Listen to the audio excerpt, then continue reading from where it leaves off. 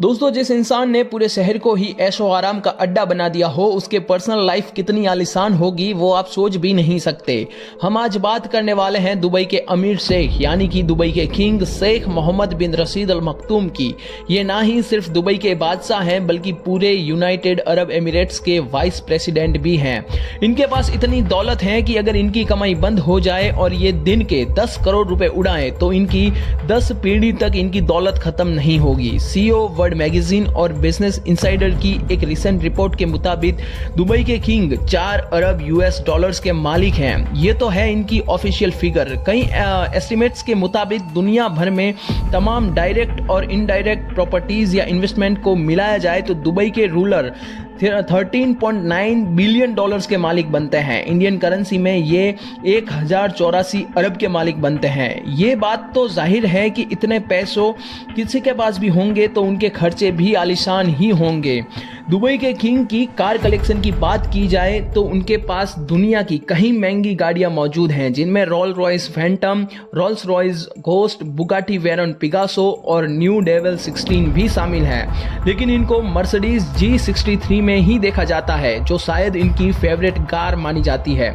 इनकी हर गाड़ियों का नंबर VIP नंबर है और जो नंबर दुबई के रूलर के पास होता है वो नंबर दुबई में किसी के पास नहीं होता।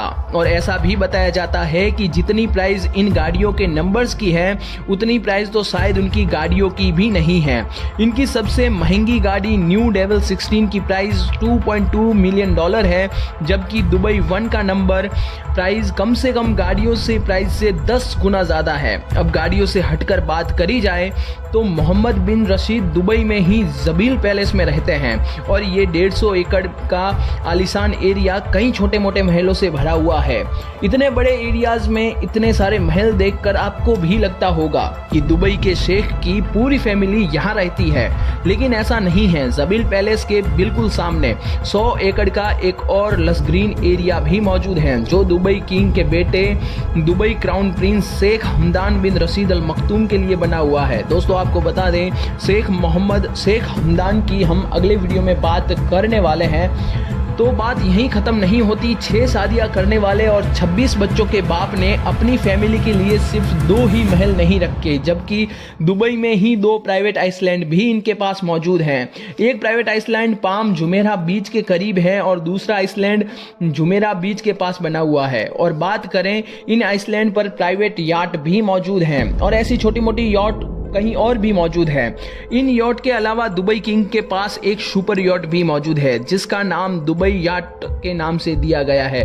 $400 मिलियन यानी 3120 करोड़ रुपए में तैयार की हुई सबसे आलीशान यॉट मानी जाती है ये। इस याट की खास बात यह है कि इसमें एक सबमरीन फिट की हुई है।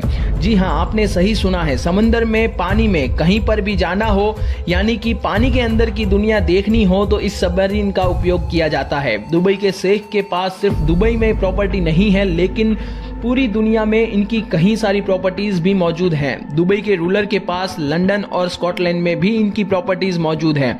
और बात करें तो पूरे ब्रिटेन में 1 लाख एकड़ से भी ज्यादा जमीन दुबई के शेख के पास है। एग्जैक्टली तो नहीं बताया जा सकता इनके पास कितनी प्रॉपर्टीज हैं, लेकिन इन्होंने सारी प्रॉपर्टीज जो है वो थर्ड पार्टी से खरीद रखी है।